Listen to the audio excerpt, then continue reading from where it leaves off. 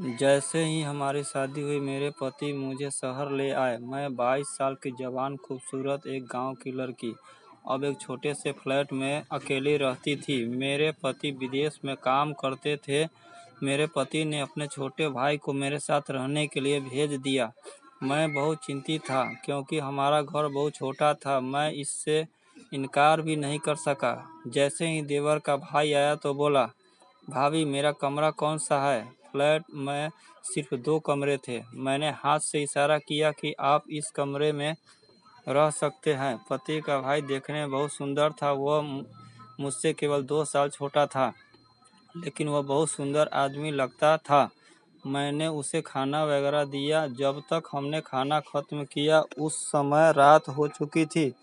इसीलिए मैंने जल्दी से अपने कमरे का दरवाज़ा बंद किया और लेट गया। कुछ समय पहले मेरी सास ने मुझे फ़ोन करके बताया कि मेरे पति का भाई मेरे पास रहने आ रहा है। उसने कहा कि वह कल शहर पहुंचेगा। उसे शहर में नौकरी मिल गई है। यह सुनकर मैं थोड़ा चिंतित हो गई क्योंकि मैं एक छोटे से फ्लैट में अकेली रहती थी और मेरे पति काम के सिलसिले में विदेश गए थे। पति की नौकरी पहले शहर में थी। मेरी शादी होते ही वह मुझे शहर ले आया, लेकिन कुछ समय बाद उसकी कंपनी ने उसे विदेश भेज दिया। मैंने उनसे कई बार मुझे गांव वापस भेजने के लिए कहा। मैं अपने घर में ही रहूँगा, लेकिन उसने कहा तुम मेरे फ्लैट में रहोगे। तब मैं 3 महीने तक एक फ्लैट में अकेला रह रहा था। अब मैं अपने आस-पास बहुत से लोगों को जानने लगा। मन तो मेरा भी भरा हुआ था, लेकिन पति के भाई के आने की खबर सुनकर मैं चिंतित हो गई।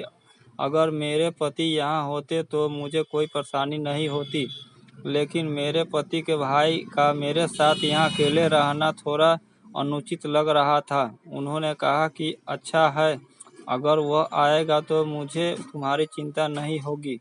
मैंने अपने पति से कहा कि मैं आपके भाई के साथ घर पर अकेली कैसे रह सकती हूँ। मेरी बात सुनकर मेरे पति गुस्सा हो गए और बोले, तुम्हारा मतलब क्या है? वह मेरा भाई है। जब मेरे पति ने मुझे गुस्से में ये बात बताई तो मैं इससे ज़्यादा कुछ नहीं कह पाई। शायद ऐसा इसलिए था क्योंकि मुझे शुरू से ही अपने पति का भाई पसंद नहीं था। मेरे पति के भाई ने मुझे एक उपहार दिया। मेरे लिए यह आश्चर्य की बात थी कि वह इतने महीनों तक यहाँ रहेगा। यदि नौकरी अस्थायी हो जाए तो वह कई वर्षों तक यहाँ रह सकता है। मेरे पति भी 6 महीने के लिए जा रहे थे। मैं इसके बारे में सोचकर पूरी रात परेशान रहा। अगले दिन सुबह 7 बजे मेरे दरवाजे की घंटी बजी। मैंने दरवाज़ा खोला और वह मुझे देखकर मुस्कुरा रहा था। वह साहसपूर्वक अपना बैग लेकर अंदर आया और कहा कि बस की यात्रा ने भी उसे थका दिया है। फिर पूछा कि मेरा कमरा कौन सा है। मेरे फ्लैट में केवल 2 कमरे हैं। मैंने दूसरे कमरे की ओर इशारा किया। इस कमरे में ज़्यादा फर्नीचर नहीं था। मैंने इसे ड्राइंग रूम बना दिया।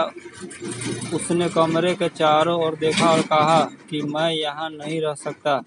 मैं यह करता हूँ, मैं यहाँ सोता हूँ, मैं यहाँ सोता हूँ। इतना कहकर वह संतुष्ट होकर मेरे कमरे में चला गया। मुझे आश्चर्य हुआ। मैं उस समय उनसे बहस करने के मूड में नहीं थी, क्योंकि मेरे पति के भाई का मेरे घर पर पहला दिन था। वह मुझसे केवल 2 साल छोटा था, लेकिन अपनी लंबाई के कारण वह स्पष्ट रूप से मुझसे बड़ा दिखता था। मैंने रात के खाने में बिरयानी बनाई थी। बिरयानी देखकर वह बहुत खुश हुआ। उन्होंने कहा कि आपके हाथ का स्वाद बहुत अच्छा है। फिर उसने कहा कि मैं तुम्हारे लिए एक गिफ्ट लाया हूँ, चलो मैं तुम्हें दिखाती हूँ। उसने बहुत धीरे से मेरा हाथ पकड़ा और मुझे कमरे में ले गया।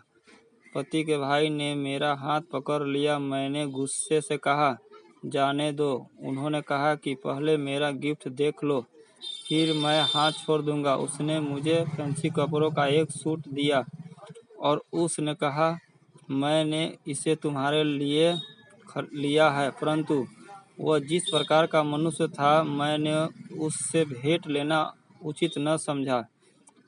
मैं नहीं जानता था कि मैंने अपने जीवन को किस मुसीबत में डाल दिया है। हम लोग रात को एक ही कमरे में सोते थे। सुबह जब मैं उठी तो वह घर पर नहीं था। दोपहर को वह घर वापस आया और बोला कि मेरा काम हो गया है, मैं कल से शामिल होऊंगा। मैंने उसके लिए चाय बनाई और कहा कि मुझे अपने कमरे की आदत हो गई है, मैं अपने कमरे में अकेला रहना चाहता हूँ, इसीलिए आज से आप ड्राइंग रूम में रहोगे। पति के भाई के अजीब शौक।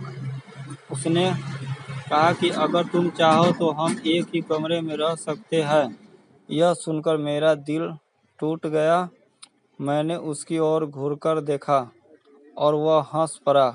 मैं उठकर किचन में गया तो वह मुझसे बोली, अच्छा, तुम गुस्से में भी बहुत खूबसूरत लग रहे हो। मैं जानता हूँ कि तुम्हें ऐसी चीज़ों की आदत है। मैं रात का खाना बना रही थी और वह लाउंज में बैठा टीवी देख रहा था। मैंने उससे कहा कि तुम्हें किसी ने नहीं बताया कि भाभी घर में है।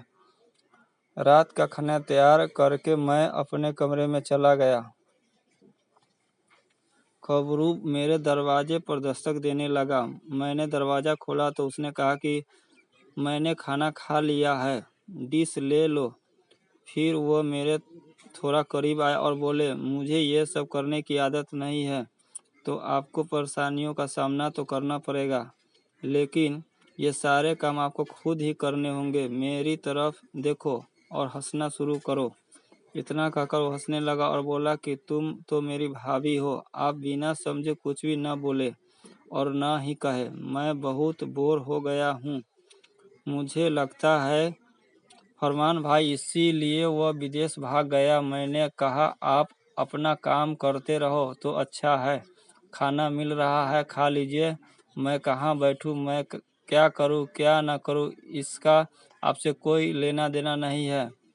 मुझे गुस्से में बोलता देख क्रो ने मुस्कुराते हुए कहा, क्रोधित न हो, जब आप क्रोधित होते हैं तो आप बेहतर दिखते हैं।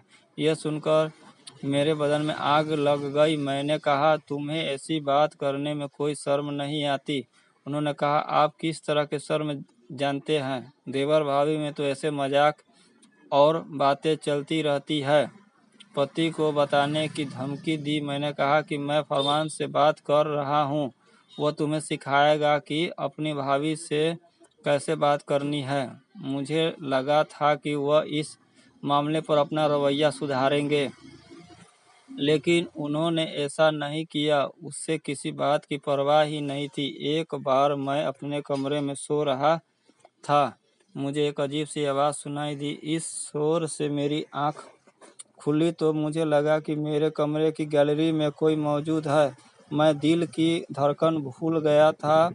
मैं उस समय गैलरी रूप में कौन हो सकता था। मैं चुपचाप बिस्तर से नीचे उतरा और धीरे धीरे गैलरी की ओर चल दिया। मैंने घूंघट थोड़ा सा हटाया तो देखा कि मेरी तो जान ही निकल गई। गली में दो युवक खड़े थे। मुझे नहीं पता था कि मेरी गली का दरवाज़ा अंदर से बंद है या खुला है। अगर वो कमरे में आ जाते तो मेरे लिए उससे आगे सोचना बहुत खतरनाक होता। मैं जल्दी से देवर के कमरे में गया। मैं तेजी से चलकर देवर के कमरे के दरवाजे तक पहुंची और मैंने देवर के कमरे का दरवाज़ा खटखटाया। कुछ देर बाद उसने दरवाज़ा खोला। शायद वह भी गहरी नींद में से जाग गया था और बड़ी मुश्किल से अपनी आंखें खोली और आश्चर्य से मेरी ओर देखने लगा। मुझे अचंभित देखकर मुझसे पूछा कि क्या हुआ। मैं तुरंत उससे पीछे धकेल कर उसके कमरे में घुस गया और दरवाज़ा अंदर से बंद कर लिया। देवर को इस कदम पर बहुत आश्चर्य हुआ। बहुत देर बाद हमारे दरवाजे पर दस्तक हुई। यह सुनकर मैं हैरान रह गया। मेरे कमरे में खटपट की आवाज़ सुनकर देवर भी डर गया, लेकिन डर के मारे मैं देवर के सीने से लग गई और उसकी कमर को दोनों हाथों से पकड़ लिया। मैंने कहा, बाहर चोर है, ये लोग मेरे कमरे में थे, मुझे अपनी गलती का बिल्कुल एहसास नहीं हुआ। शायद मैं बहुत ज़्यादा डर गया था। देवर से लिपटकर मैं बेहोश हो गई। सुबह जब मेरी आँख खुली तो मैं देवर के बिस्तर पर लेटी हुई थी, लेकिन मैं उसके कमरे में अकेली थी।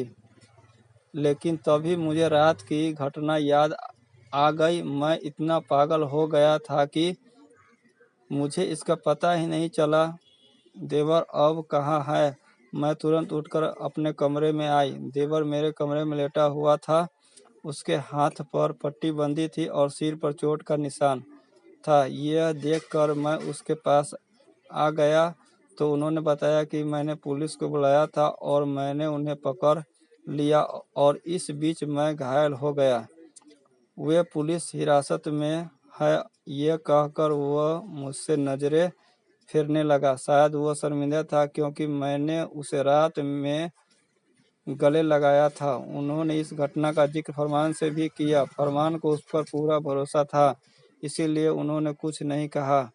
अब मुझे भी अफसोस होने लगा कि जिस देवर को मैं इतना बुरा समझती थी वह मेरा कितना हितैषी है। लेकिन अब फरमान भी वापस आ गया था और हम लोग अब साथ रहने लगे। वीडियो पसंद आया हो तो लाइक और सब्सक्राइब करें।